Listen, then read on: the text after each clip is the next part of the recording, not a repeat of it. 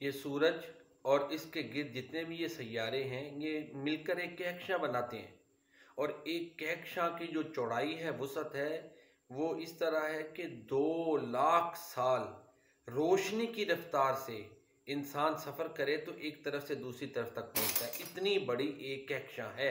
اللہ اکبر! تو اللہ کی قدرت دیکھیں، یہ ہزاروں کہکشاں ملے تو ایک کلسٹر بنتا ہے، اور اس کائنات میں اربوں کی تعداد میں کلسٹرز ہیں جو اللہ نے پیدا کیے ہوئے ہیں۔ تو اس وسیع کائنات کو پیدا کر کے اکیلا اللہ تعالیٰ چلا رہا ہے۔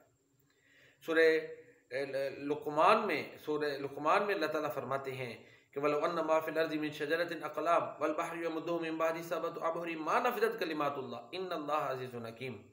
جو کچھ بھی اس زمین کے اوپر یہ سمندر ہیں، یہ درخت ہیں، سمندروں کی سیاہی بن جائے، درختوں کے قلم بن جائے اور اللہ کے کلمات کو لکھنا شروع کر دیں تو اللہ کے کلمات ختم نہیں ہوتے۔ اللہ اکبر! اللہ بڑا ہے، اس کی بڑائی ہماری عقل میں نہیں آ سکتی۔ کائنات دیکھیں کتنی بڑی ہے، اور اس میں آپس میں جو ہے وہ کشش ثقل ہے۔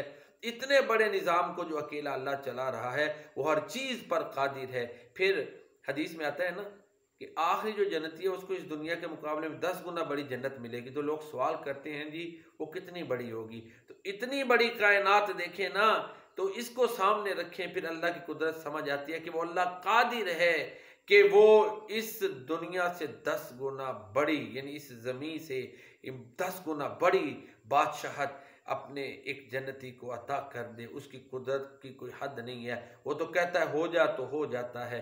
اللہ اکبر! تو وہ اکیلا اللہ اسی لیے عبادت کا سزاوار ہے، اور اس کا نام برکتوں والا ہے، اس کے نام کی یہ برکات ہیں کہ لے لیں تو کائنات میں کوئی چیز نقصان نہیں پہنچا سکتی۔ اللہ کے پیارے نبی صلی اللہ علیہ وسلم نے صبح و شام پڑھنے کے لیے دعا بتائی ہے، یہ پڑھنی چاہیے مجھے اور آپ کو اللہ تعالیٰ توفیق عطا فرمائے۔ دعا سن لیں۔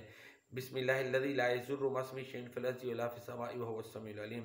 اس اللہ کے نام کے ساتھ کہ جس کے نام کے ساتھ کوئی چیز نقصان نہیں پہنچا سکتی، وہ سننے والا جاننے والا ہے۔ بسم اللہ الذی لا یضر مع اسمہ شیء فی الارض ولا فی السماء وهو السمیع العلیم۔ بسم اللہ الذی لا یضر مع اسمہ شیء فی الارض ولا فی السماء وهو السمیع العلیم۔